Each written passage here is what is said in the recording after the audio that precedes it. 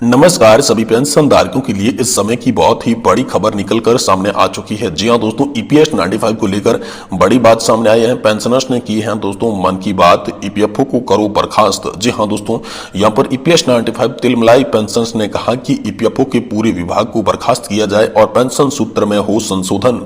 जी हां दोस्तों, इसको लेकर आप सभी के लिए हाल फिलहाल में बड़ी जानकारी सामने आई है, जो कि इस वीडियो के माध्यम से आगे हम आपको देने की कोशिश करेंगे। वहीं दोस्तों, पेंशन धारक बोले पेंशन व्यवस्था लागू हो और टीसीएच की सिफारिशें। जी हां दोस्तों, बजट से पहले पीएम से मांग पत्र मांगा गया है। अंतरिम आहारित वेतन का 76% दोस्तों यहां पर जो है हिस्सा बतौर पेंशन के रूप में मिलना चाहिए और कर मुक्त हो ओपीएस। इसके बारे में दोस्तों यहां पर आप सभी के लिए बड़ी योजना या फिर बड़ी खबर निकल कर आई है। वही दोस्तों, अभी आई कर्मचारियों के लिए बड़ी खुशखबरी। पुरानी पेंशन योजना को लेकर आया बड़ा अपडेट। जी हां दोस्तों, ओपीएस योजना को लेकर बड़ा अपडेट है। वहीं सरकारी कर्मचारियों के लिए खुशखबरी है।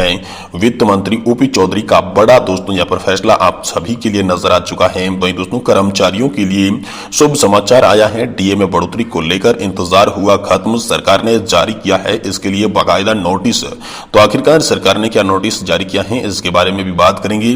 वहीं दोस्तों, पेंशन पर आई आज की तमाम 4 बड़ी खबरों को इस वीडियो के अंदर हम जानने वाले हैं। एक एक करके सारी खबरें आपको विस्तार से बताएंगे। इसीलिए अगर आप ईपीएस 95 पेंशन धारक और सरकारी कर्मचारी पेंशन धारक है जो कि ओपीएस की मांग कर रहे हैं या फिर ईपीएस 95 पेंशन बढ़ोतरी की मांग कर रहे हैं, तो दोस्तों आप सभी के लिए बहुत ही बड़ी खबर यहां पर निकलकर सामने आ चुकी है। इसके बारे में संपूर्ण जानकारी आपको यहां पर विस्तार से इस वीडियो के अंदर बताने वाले हैं। इसलिए आपसे निवेदन करते हैं कि वीडियो को आप लास्ट तक जरूर देखिएगा।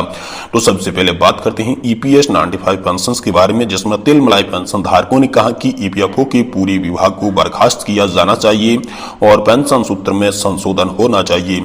इसको लेकर हाल फिलहाल में आप सभी के लिए बड़ी खबर आई है। तो चलिए पूरी खबर को विस्तार से जानते हैं।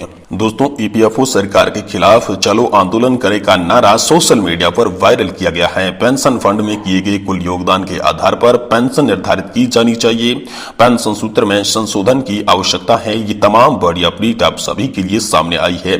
ईपीएस 95 पेंशनर्स अपनी आवाज उठा रहे हैं। पेंशन की रकम 1000 से 7500 रुपए करने की मांग की जा रही है ताकि परिवार का खर्च उठाया जा सके। तहंगलाई के दौर में पूर्व कर्मचारी के बाहर निकल चुके हैं। इस बात को लेकर एक पेंशनर्स ने शशि नायर ने यहाँ पर सोशल मीडिया पर पोस्ट किया कि चलो भाई दिल्ली करें, यहाँ पर आंदोलन करें दिल्ली में।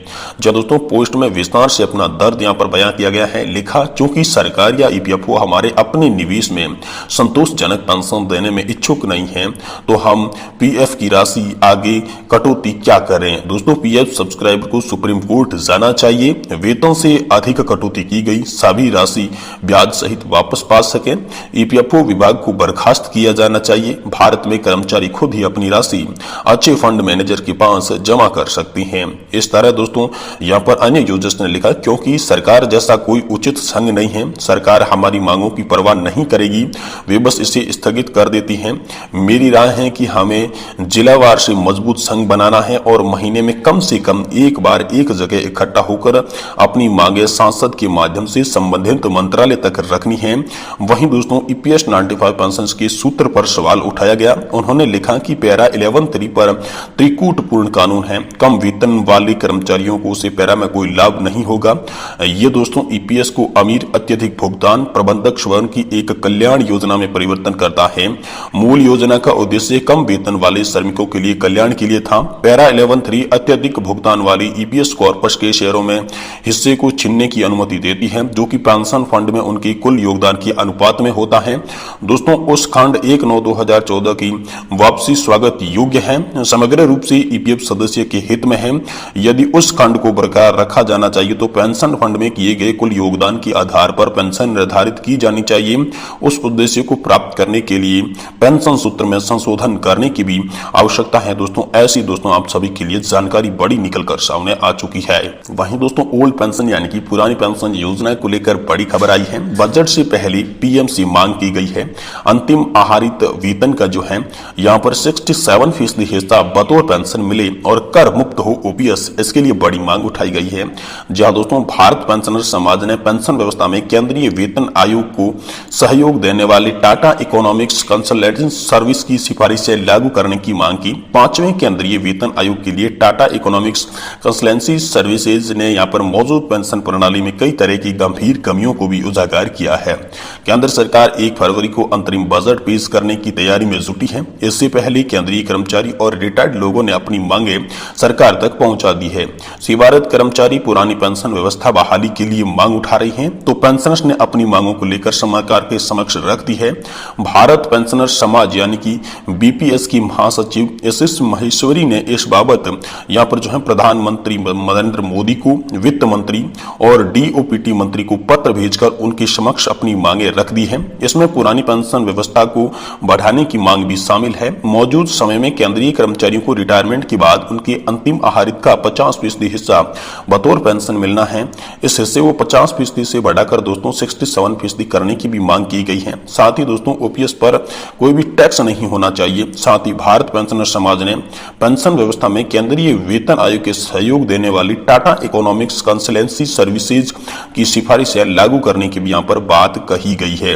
वहीं दोस्तों अपर्याप्त पेंशन से जूझ रहे हैं रिटायर्ड लोग। जी हाँ दोस्तों, भारत पेंशन समाज की महासचिव एससी महेश्वरी ने अपने पत्र में कहा कि नीति निर्माताओं के लिए वरिष्ठ नागरिकों की पेंशन योजना और संबंधित वित्तीय नीतियों को संशोधन करने की दिशा में सचेत कदम उठाना अनिवार्य है।